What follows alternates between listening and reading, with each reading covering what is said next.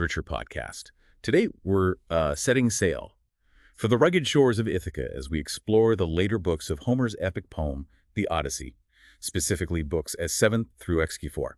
If you're a literature student tackling this classic, get ready for some serious aha moments as we unpack Ulysses' long-awaited homecoming and all the drama that comes with it. And hey, if you're enjoying this deep dive, don't forget to hit that like button and subscribe to the Deep Dive channel for more literary adventures. You know, these final books of the Odyssey are where the story really kicks into high gear. We see Ulysses weathered by years of hardship, finally back in Ithaca, but not as a conquering hero. Instead, he's disguised as a beggar, testing the loyalty of his household, and plotting his revenge against the arrogant suitors vying for his wife's hand. It's like a ticking time bomb, right? Yeah. Something big is about to happen, but the tension just keeps building. Exactly, and that's one of the things that makes this section of the poem so compelling. Book 7 drops us right into the heart of that tension. Ulysses arrives at his own palace, unrecognized by everyone, including his own son, Telemachus. Talk about dramatic irony. It's heartbreaking and thrilling all at the same time. Here's this legendary hero back on home soil, but forced to watch as these entitled suitors run rampant, disrespecting his home and family. It's a brilliant setup by Homer, allowing Ulysses to observe everything firsthand and strategize his next move. We see the suitors' arrogance on full display. Their feasting, their disregard for Penelope's wishes, their cruel treatment of Ulysses in disguise. Like Antinicus, right? He's the worst of the bunch, even hurling a stool at Ulysses. Talk about foreshadowing. You just know he's going to get what's coming to him. Oh, absolutely. And Antinous embodies everything that's wrong with the suitors. He's entitled, disrespectful, and ultimately a coward. His actions really fuel Ulysses' desire for revenge. But amidst all this chaos, we also see glimmers of hope and loyalty. Characters like Eumaeus, the loyal swineherd, show kindness to Ulysses even without recognizing him. It's like a reminder that even in the darkest of times, true loyalty endures. Eumaeus and later Philoetius the cowherd become key allies for Ulysses, proving that his years of absence haven't diminished the bonds of friendship and respect. Their unwavering loyalty stands in stark contrast to the suitors' betrayal and underscores one of the poem's central themes, the importance of steadfast devotion in the face of adversity. Then we have Penelope herself, still holding out hope for Ulysses' return after all these years. Her cleverness in using the weaving ruse to delay the suitors, it's a testament to her strength and resilience. Absolutely. Penelope is often overshadowed by Ulysses' adventures, but she's a formidable character in her own right. Her cunning and unwavering loyalty to her husband, even in his absence, make her a true heroine of the epic. And her emotional turmoil, her prayers for death to end her suffering, it really adds another layer of depth to her character. Book 8 gives us a glimpse of Ulysses in action, even in his disguised state. The brawl with Eris, another beggar, is almost symbolic, don't you think? Definitely. It's a subtle reminder that even though Ulysses has aged and is in disguise, he hasn't lost his warrior spirit. It foreshadows the larger confrontation to come and reinforces his cunning. He's playing the long game here. And speaking of playing the game, Penelope appears before the suitors, further fueling their desire and highlighting her own difficult position. It's a delicate balance she has to maintain. It's almost as if every move she makes, every word she utters, is calculated to buy time and keep the suitors at bay. Yeah. And then in book 19, things get really interesting. We have that incredible moment of recognition when Euryclea, the old nurse, washes Ulysses' feet and recognizes him by his scar. It's one of the most powerful scenes in the entire poem. That scar becomes a symbol of Ulysses' journey, all the hardship he's endured, his very identity. Only someone who knew him intimately like Euryclea could recognize it. And the fact that he makes her swear secrecy, it just adds another layer to the deception and suspense.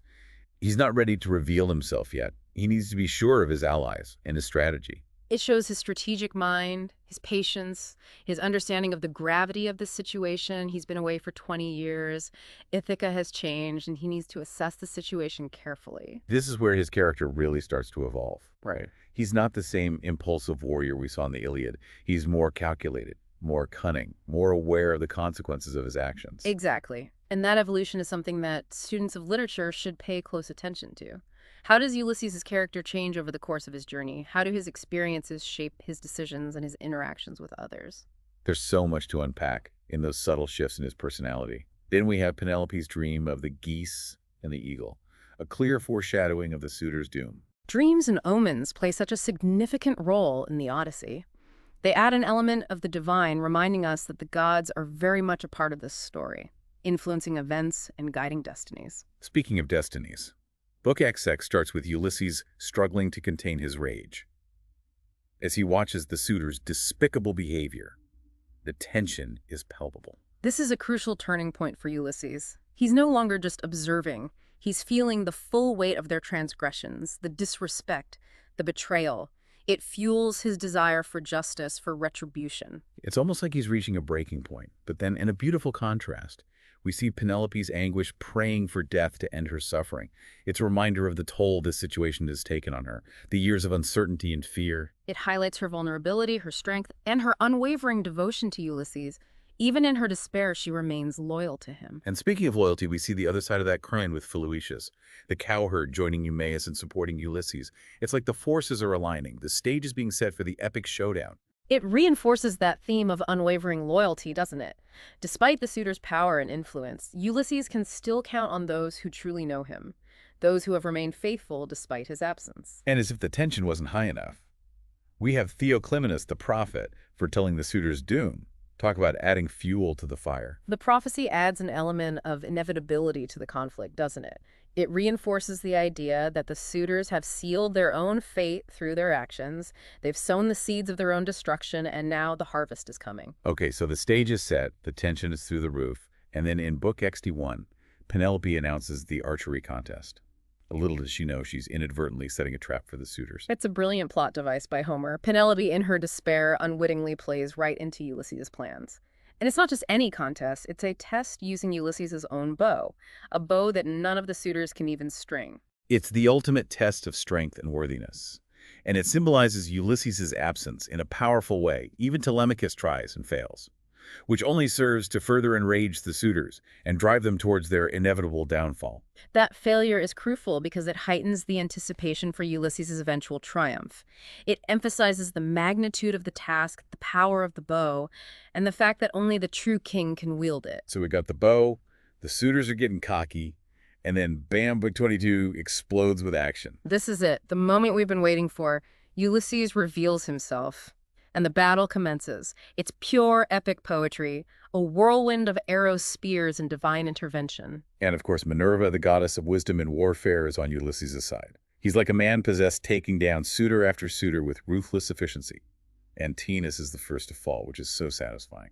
His death is symbolic, marking a turning point in the battle. It signals the beginning of the end for the rest of the suitors, and reinforces the theme of justice being served. And then the hall is cleansed with fire and sulfur, a ritualistic purification wiping the slate clean after years of corruption. It's a powerful image of renewal and restoration, symbolizing a fresh start for Ithaca, for Ulysses' family, for the entire kingdom. It's as if the air itself has been cleansed of the suitor's presence. But the emotional roller coaster doesn't stop there. In Book 23, we have Penelope's reaction to Ulysses' return. She's cautious, almost disbelieving at first. After 20 years of waiting and false hopes, can you blame her? She needs proof reassurance. It speaks to her intelligence, her prudence, and the depth of her love for Ulysses. And what better proof than the secret of their bed? Only the true Ulysses would know how it was built around that olive tree, symbolizing the unbreakable bond of their marriage. It's a beautiful and poignant moment of recognition. The bed, a symbol of their love and intimacy, becomes the final test, the ultimate confirmation that this is indeed her husband returned at last. It's a reminder that their love has endured, despite all the challenges, all the years of separation. It's a testament to the enduring power of love and fidelity. And for students of literature, it's a chance to delve into literary analysis, examining how symbols enrich the narrative and enhance our understanding of the characters and themes. So Ulysses is back, the suitors are vanquished, but his journey isn't quite over yet, is it? Book 24 takes us to the countryside, where Ulysses visits his father Laertes. It's a touching scene of reconciliation, emphasizing the importance of family ties. Family reunification is a central theme of the Odyssey. We see the importance of lineage, of honoring one's parents, even after years of separation and hardship. But of course, there's still some lingering tension, right? The relatives of the slain suitors are out for revenge. It underscores the cyclical nature of violence and the enduring power of vengeance. It raises questions about justice and retribution. But luckily, Athena steps in again to bring peace to Ithaca, restoring order after chaos. The goddess's intervention highlights the divine hand guiding events. bringing balance and harmony to the human world. Wow, what a journey. We've covered so much ground already. Yeah. From disguise and deception to epic battles and tender reunions, and it's all packed into these final 8 books of the Odyssey. And remember, this is just scratching the surface. Within these books, there are so many layers of meaning to explore, so many details to dissect. It's like peeling back an onion. Every reading reveals something new. I love that analogy. Right. And it's so true. The Odyssey is one of those works that you can revisit throughout your life, and it always offers new insight. So let's shift gears a bit. Since you're such an expert on this epic poem, what would you say are the most important things for students of literature to grasp when reading these final books? That's a great question. I think first and foremost, students should pay close attention to the portrayal of Ulysses himself. He's not the same man who left Ithaca 20 years ago. He's been through so much: shipwrecks, encounters with mythical creatures, years of isolation. He's weathered, both physically and emotionally. He's definitely got some baggage. Yeah. But it seems like he's learned from those experiences. He's not as reckless as he was in the Iliad. Right. The Odyssey is often seen as a journey of self-discovery for Ulysses, a transformation from impulsive warrior to a more thoughtful, strategic leader. Pay attention to how he interacts with others, even in disguise. He's observant, patient, always weighing his options. Like he's playing a giant game of chess, moving his pieces, carefully anticipating his opponent's moves. Exactly. And that strategic mind is what allows him to ultimately triumph. Students should also look at how Homer uses different storytelling techniques to create suspense, foreshadow events, and develop these complex characters.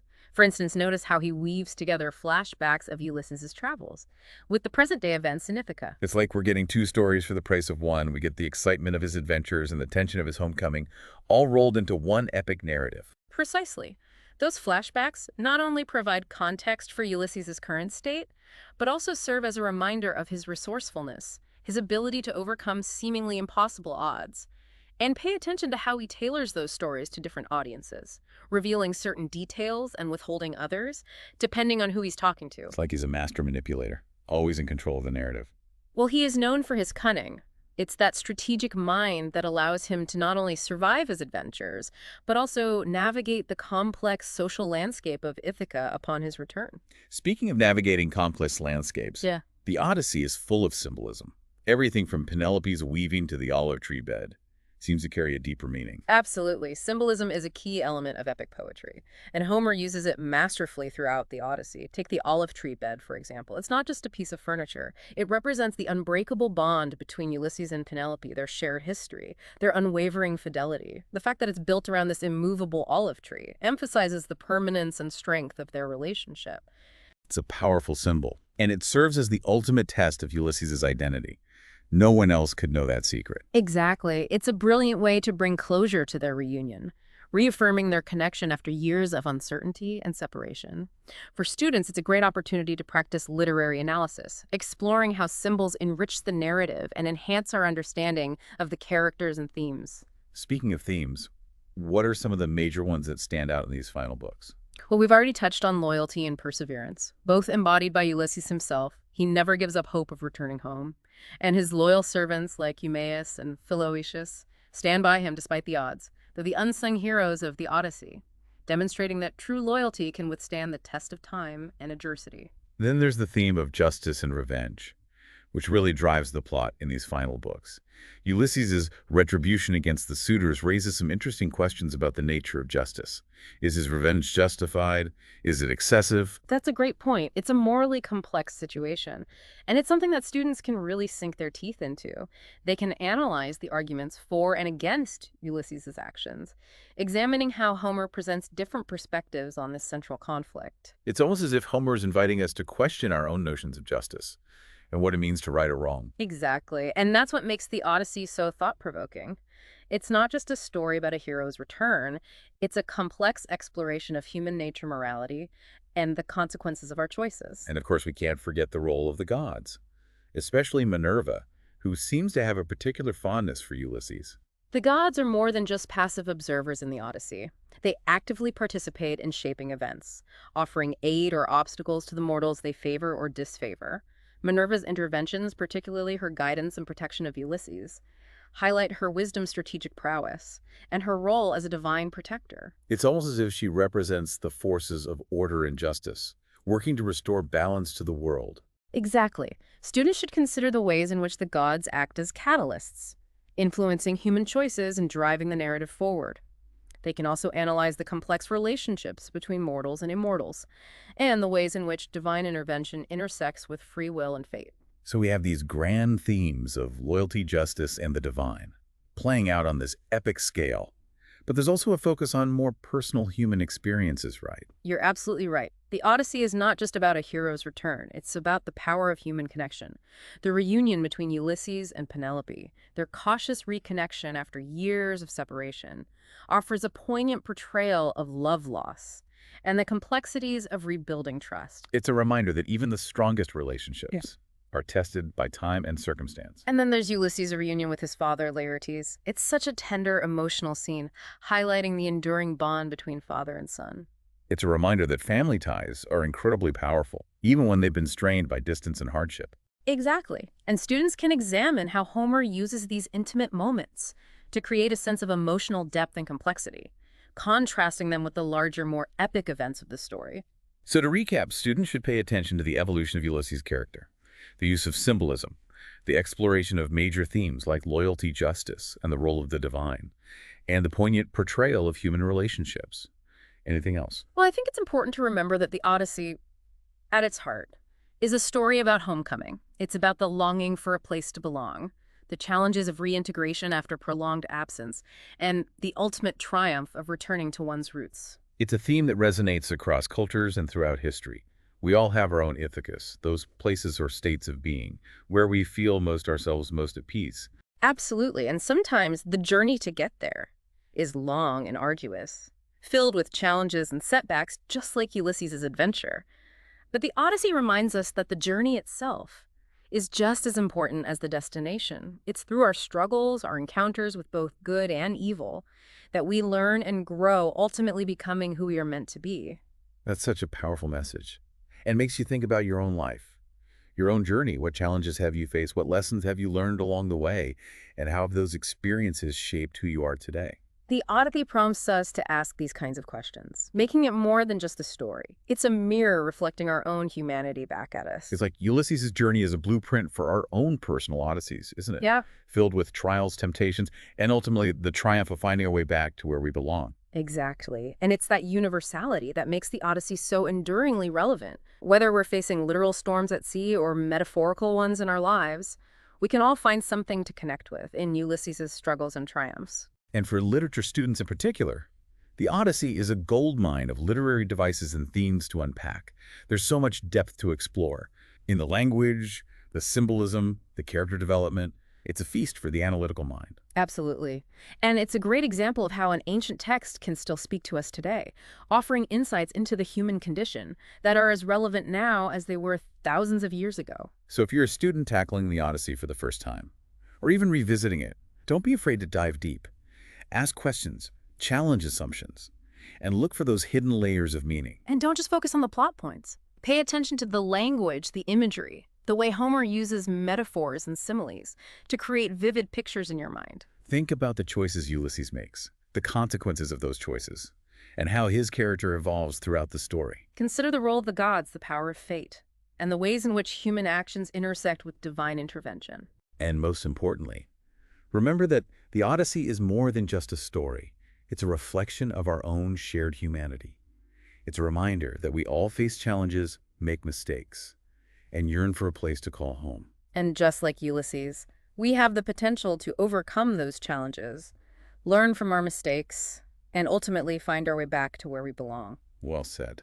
I think that's a perfect note to end on. It's been an absolute pleasure diving deep into the Odyssey with you. Your insights have been incredibly valuable, and I know we'll be pondering these themes for quite some time. The pleasure was all mine. I always enjoy revisiting this epic poem. It never fails to spark new insights and inspire deeper reflection. And to all our listeners, thank you for joining us on this literary journey. We hope you've gained a deeper appreciation for the Odyssey and discovered some new perspectives on this timeless classic. If you enjoyed this deep dive, don't forget to like and subscribe to the Deep Dive channel for more enriching explorations of literature and beyond. Until next time, keep exploring, keep questioning, and keep diving deep.